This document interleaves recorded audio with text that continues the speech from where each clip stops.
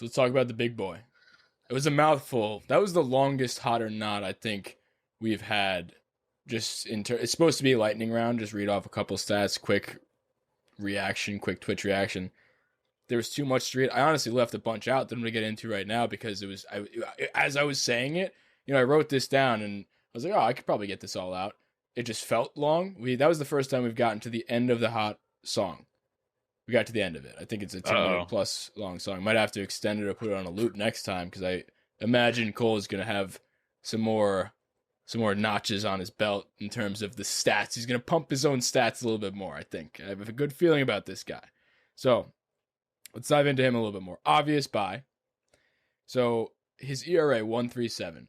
So one thing that I want to bring to everybody's attention, and we've talked about it a little bit before, but kind of not in a serious sense, and I'm not sure why. And I was one of the people that haven't really brought enough attention to this, and I kind of want to, because I feel like he's being discounted for whatever reason just because, and yes, I'm talking about the Degrom versus Cole conversation right now.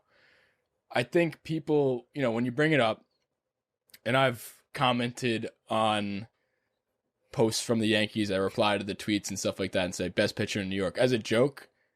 And if he keeps doing this shit, the conversation becomes something that's actually worth talking about. And to be honest, it may be a bit premature right now to make that conversation happen, but, that's what bold takes are for, and that's what gets the fucking views. So let's do it right now. No, I'm kidding. But I actually think that this should be talked about. I mean, I was looking back and forth at Cole versus Degrom stats this year. And I want to emphasize that I'm talking about this year right now. I'm not talking about the prior two. The prior two, Jacob Degrom, back-to-back Cy Young winner. This is no slap in the face at Jacob Degrom by any stretch of the imagination. Jacob Degrom is probably the best pitcher on the planet.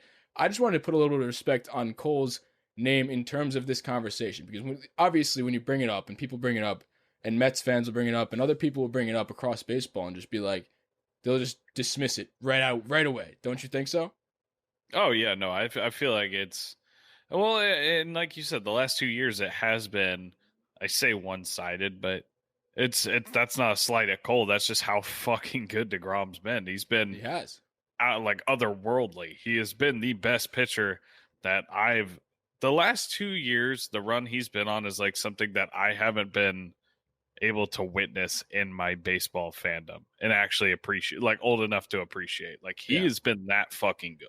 He has. But my main basis for this take is I think that it's way closer than people think this year.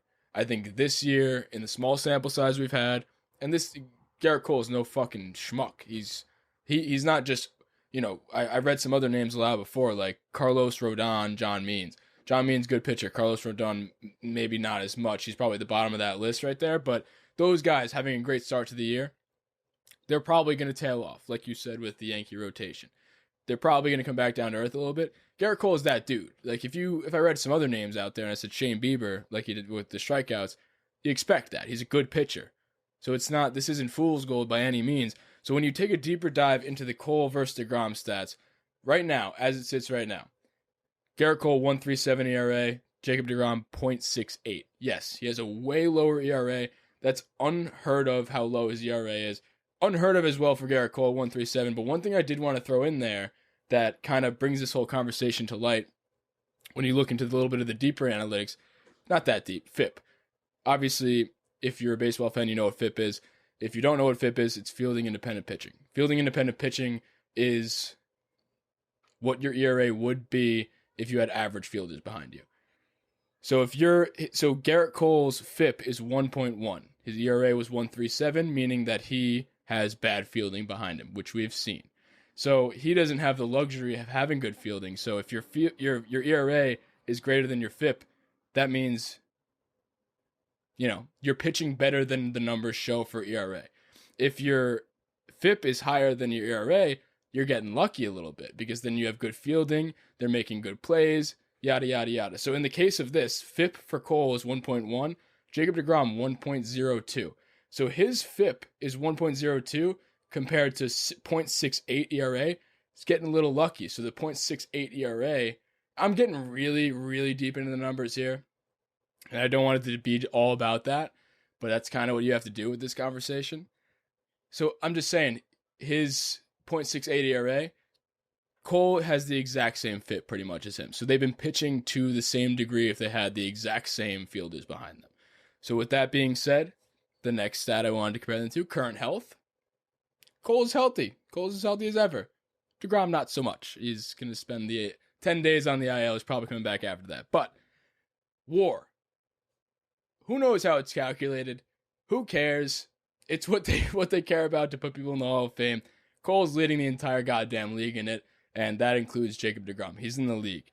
WHIP, basically the same thing, .68 versus .60.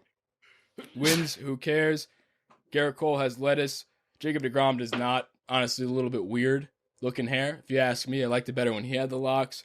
Maybe he should grow that back out, but, you know, and all the StatCast numbers are basically exactly the same. You could pick one out, and they're all in the 99th percentile. So I think right now is the closest it's ever been. Like, just by the eye test alone and your Luke confidence meter, if either one of them take the mound, you feel pretty fucking good.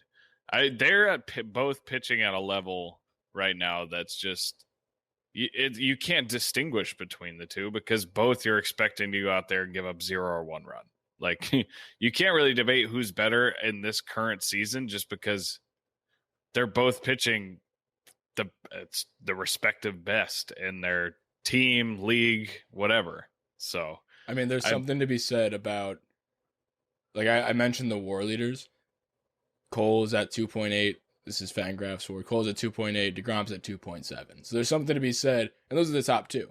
Something to be said about the two pitchers in New York, and it's literally this season 1A, 1B. I don't care if I'm right. I don't care, and I don't even think he's better. I think that DeGrom is still better, but I think it's way closer this season than people give Cole credit. Cole is a damn good pitcher. I see what you're saying. It's not a like question just to blow off anymore. Like, you know, who's and the that's best what pitcher I've in New York? noticed. Like, no shit, it's DeGrom. He just doesn't get run support. Like, now you can actually have the conversation. I get what you're saying. That's all I'm saying. And I know people are gonna, when we're gonna make the clip tomorrow, it's gonna say Cole greater than sign DeGrom, just because why not? Just because I like to get the fucking people going. And people are not even going to watch the clip of me saying this and saying, no, it's just a conversation now versus just dismissing it. And people are going to come and be like, no, what are you talking about? Unfollow. And then be like, I don't give a fuck about you, whatever. So I'm just saying it's a conversation, and it's a damn fun conversation to watch. The one thing I do hope and pray that the MLB does is just, please, God, when we play them in, I think it's July. Is it July? I have the schedule down here. I have it right here. Let me look it up. Either way.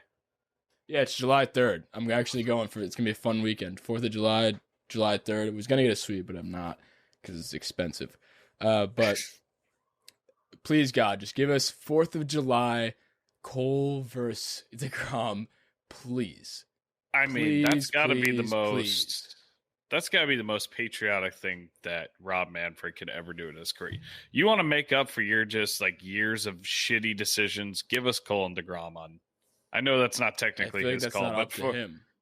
I know it's not up to him. But if you have any sort of integrity in the game, you force that to happen. I think that's on the teams. I think they need to realize that it 100% is. They could so make that happen. And I think that's what you need to give the people. Like, if you need to skip a Cole start or skip a DeGrom start just so that they line up perfectly to play on 4th of July, fucking do it, because that will be the best thing.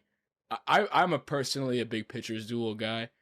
The home run ball, whatever. I like football scores when I watch a game sometimes, but when I get a good pitcher's duel, especially that pitcher's duel, like every time, like in that wild card series when when they didn't make the playoffs, when Bieber was facing Cole, I was like, sign me up for this. This is what I want to see.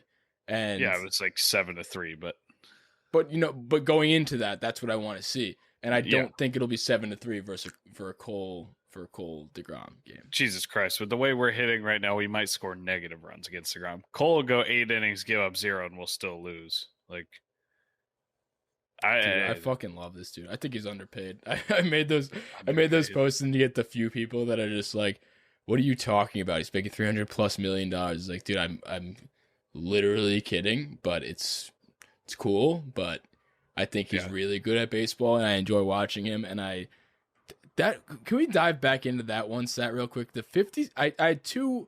I literally wrote that in my notes. I wrote them down as wow stats. Just like, I go wow when I see those. And 56 strikeouts since his last walk ties the MLB record. It's pretty good. You got to hope he doesn't come out for the next start and just walk somebody. That would suck. Dude, was he like, what was it, the guy from Milwaukee, Corbin Burns or whatever, went out with 58 and he broke that today? I mean, Cole's got to come out there. And I don't care if he gives up 3 by throwing fastballs down the middle. You throw 99, 100, go break the record, and then we'll bite the corners again.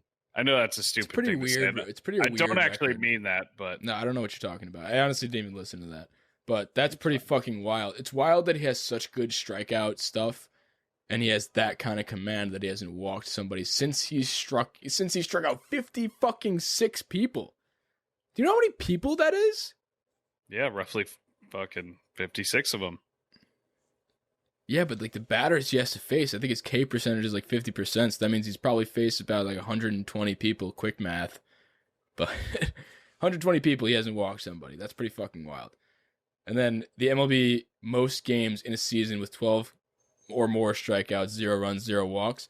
3 people have done what he's done in a season 3 times. Gerrit Cole has 3 this year, and years very early on. Pedro did it in 2000. He had 3 that entire season. And Sandy Koufax had 3 in 1965. The whole season.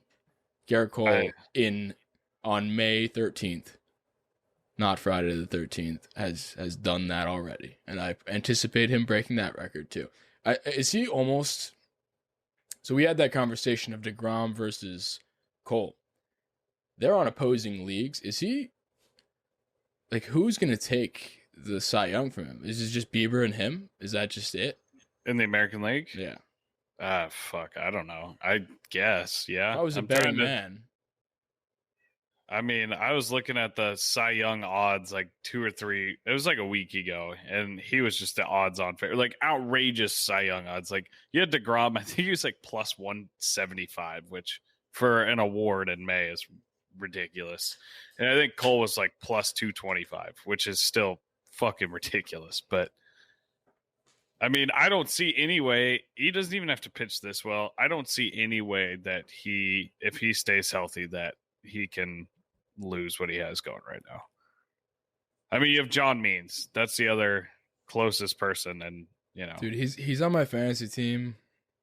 Means or pitcher. Cole? Means, good pitcher. I don't think it's even close. No, I'm looking through kind of the stats right now, but there's just nobody else that has a shot at this moment other than Bieber. And the thing is, the whole reason we do this hot or not segment is like, can this person sustain it? Is this just a small sample size type thing? Can he keep this shit going? I mean, if there's one person who can keep this shit going, I mean, it's not even a sample size thing at this point. This man's been doing it for years. He's been doing it for multiple years. He's coming Cy Young 2, 3, 4. Look at his fucking Baseball Reference page. It lights up. It's the first time he's ever done it at the beginning of the season, though, which I think is even scarier. Because look back through his career, he's like, I don't know. He's like a mid-3s, like almost upper 3s ERA for the first half of the season. Then after the All-Star break, he's like under 2. He's doing that to start. And if he's somebody that only gets better, I don't expect him to get better than what he is right now. But even if he maintains that or something close to it for a whole season, obviously he's your slam dunk guaranteed Cy Young winner. Dude, we were taking a deep dive into when he had a slow start to the season last year. We started taking a deep dive into, does he historically have slow starts?